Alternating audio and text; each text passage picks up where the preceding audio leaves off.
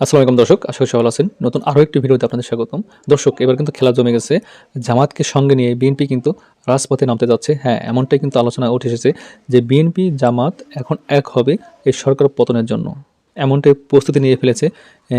আপনারা অবশ্যই এই ভিপি নূরের সম্পর্কে সবাই জানেন। এই ভিপি নূরের একটি প্রতিবেদন আমাদের সামনে আসিছে, আপনাদের দেখাবো। সেই প্রতিবেদনে উঠে এসেছে যে বিএনপি জামাত এরা একত্র হয়ে সরকার আন্দোলনের জন্য তারা এবার একত্রিত হবে। তো এই ব্যাপারে প্রতিবেদনটি আপনাদের সামনে তুলে ধরার চেষ্টা করব। তো চলুন দেখে আসি। রাজনীতিতে যেহেতু আওয়ামী লীগ বিএনপির পরে জামাত একটি বড় শক্তি, সুসংগঠিত শক্তি, ফাইন্যান্সিয়ালি সাংগঠনিকভাবে, তো এটা ইন্ডিয়ান একটা পলিসি যে জামাতকে রাজনীতি থেকে ব্ল্যাক আউট করে দেওয়া বা জামাতকে বিচ্ছিন্ন করে দেওয়াটা। যেহেতু বাংলাদেশে বামপন্থী, ডানপন্থী, ইন্ডিয়ানপন্থী, রাশিয়াপন্থী, চায়নাপন্থী, প্রো আমেরিকান বিভিন্ন ধরনের মাইন্ডেড আদর্শের লোকজন আছে। তো ইন্ডিয়ানপন্থী লোকজন ইন্ডিয়ান এজেন্ডাটা বাস্তবায়ন করার জন্য সবসময় তৎপর থাকে যেন বিএনপি এবং জামাত যেন একত্রিত হতে না পারে। কিন্তু সেটি এই মুহূর্তে আমি মনে করি আমাদের আন্দোলনের জন্য একটা ক্ষতি হবে। তো যারা আন্দোলনে আছে, যে ৩৯টি দল এবং নির্বাচন বর্জন করেছে যে ৬২টি দল, তারা তো সবাই শেখ হাসিনার পতন চায়, একটা নিরপেক্ষ নির্বাচন চায়। তো জামাতকে নিয়ে যদি সেই আন্দোলনকে আরো বেগবান করা যায়, আরো শক্তিশালী করা যায়, তাহলে তো আমাদের জন্য খারাপ না।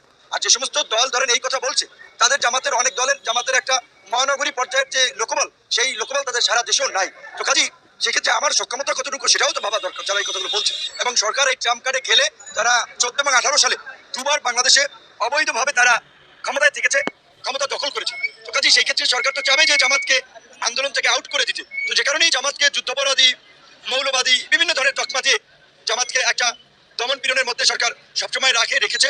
যখনই আন্দোলনে তারা একটা শক্তি নিয়ে নামে, তখনই আবার তাদের উপরে হামলা মামলা গ্রেপ্তার চালাইয়ে তাদেরকে ভয় দেখিয়ে দমিয়ে দেওয়ার চেষ্টা করে। তো আমাদের কথা পরিষ্কার, চলমান আন্দোলনে যারা রাজপথে আছে তারাই আমাদের বন্ধু, তারাই দেশপ্রেমিক, তারাই গণতন্ত্রকামী।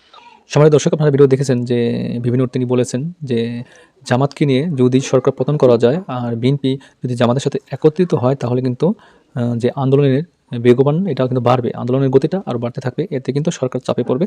আপনারা জানেন যে অনেকগুলি দল কিন্তু এবার নির্বাচন থেকে সরে দাঁড়িয়েছে। এই দলগুলির সঙ্গে এবার জামাত বিএনপি একত্রিত হয়ে বিভিন্নরা চাচ্ছে যে এরা একত্রিত হয়ে যদি আন্দোলন করে অবশ্যই তারা পারবে সরকার পতন করতে অথবা সুষ্ঠু নির্বাচনের তাগিদ দিতে। এমনটাই কিন্তু চাচ্ছে বর্তমান বিএনপি, জামাত, ভিপি নূর এবং অন্যান্য সংগঠনের দলগুলি। সেজন্যই কাজ করে যাচ্ছে। ভিপি নূর একটি সমাবেশে তিনি এমনটাই জানিয়েছে সাংবাদিকরা প্রশ্ন করার পরে তিনি এমনটাই বলেছিলেন যে জামাতকে সঙ্গে নিয়ে আমরা কাজ করতে চাই। বিএনপি আসুক, জামাত আসুক, আমরা সবগুলি একসাথে কাজ করে আন্দোলনকে আরও বেগবান করে গতি ত্বরান্বিত করে আমরা কাজগুলি করে যাব, তাতে বাংলাদেশকে একটা সুষ্ঠু নির্বাচন এবং মৌলিক ভোটাধিকার জনগণ যাতে ভোট দিতে পারে এমন একটা পরিস্থিতি তৈরি করব। তো এই ব্যাপারে আপনাদের মতামত অবশ্যই কমেন্টস লিখে যাবেন। সবাই ভালো থাকবেন। আল্লাহ হাফেজ।